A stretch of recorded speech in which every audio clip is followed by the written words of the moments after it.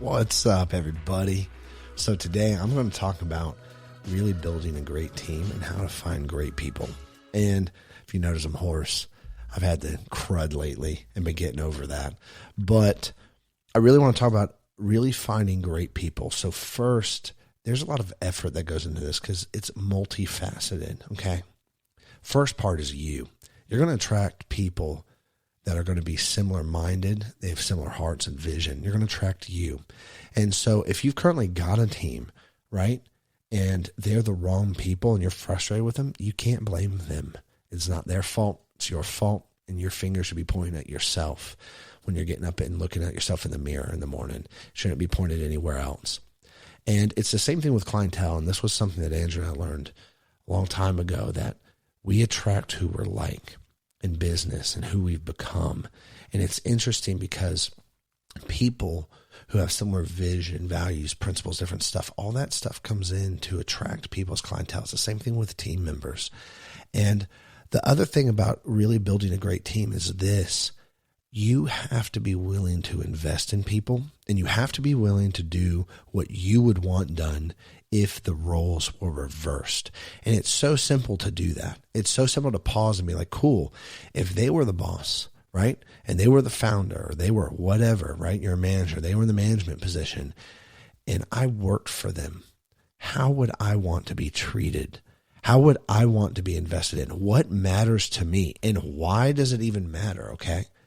And it's so important to think like that, because when you do, you're actually coming out of yourself and beginning to be selfless in terms of thinking about them, taking care of them. There are so many jobs that I worked for and they didn't want to invest in me.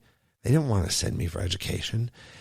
One of the first jobs I had out of college, they didn't want to invest in me. They didn't want to send me to get credentials. They didn't want to send me to get certs or anything like that. They didn't want to do any of that for me. I would have probably stayed with them a lot longer. And I realized pretty quickly this was how normal work was. And it actually was good for me because it really forced me to go, I don't want to do this. I don't want to work for somebody like this. And that got me thinking, cool, what am I going to do? And then ended up starting this journey as a result. However, that simple gesture of kindness, whether I use it like, hey, listen, you want to better your life through us, or we're a stepping stone, that would have kept me. And I would have used what they said. And as a result, I would have become a better team member for them. I would have worked harder for them. I would have gone through a lot more stuff and done better things, better decision-making, better leadership, all that stuff, everything. I would have done it if they were willing to invest in me. There would have been reciprocity. And I've talked a lot about this with my business mentor, and we talk about the law of reciprocity. It's a law of sowing and reaping. Whatever you sow, you're going to reap. And so it's really true. When you sow and invest in people, it's going to come back. It may not always come back through that person, right? But if you are the type of person to begin investing in people, trusting people, wanting to build them up, wanting their life to be better because they knew you and came in contact with you than it was if they didn't know you. And that's the type of person I want to be. That's the type of person and the type of company I want to have. That's the type of team I want to have. And that's the type of man Andrew wants to be. And so we're aligned on this in our partnership. Or when people come, they're better because they know us. They're blessed. And they're blessed because they know us. And even if they're just meeting us off the street, right? And it's just simple kindness, like holding a door, right? Or saying good morning or how are you, or leaving somebody a compliment, even down to that level. And as a result, that translates into the team, and that translates into a culture. And as a result, we have a lot of improvement culture, not because we're forcing it and not because we're heavy drivers or heavy handed, right? And it's not anything like that. It's more like, cool, there is actual love behind a lot of it. And then it's like, no, I want to be invested. I want to be invested. Y'all invest in me.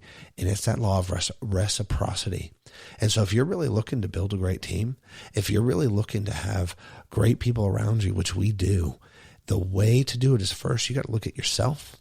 You got to look at what type of person you are. You got to look at who you are, right? You've got to look at who you want to be, and then who you're going to become. And then the second is you got to really look at what you're sowing into people. You've really got to look to see what you're sowing, what you're putting in the ground. Because if you ain't going to get blueberries without planting blueberry bushes. You're not going to get strawberries without planting strawberries. And you're not going to have a culture where everybody's improving and learning if you're not going to sow that into people. And there's risk involved, but remember, you're also in charge of hiring. And so it really helps you find the right people too.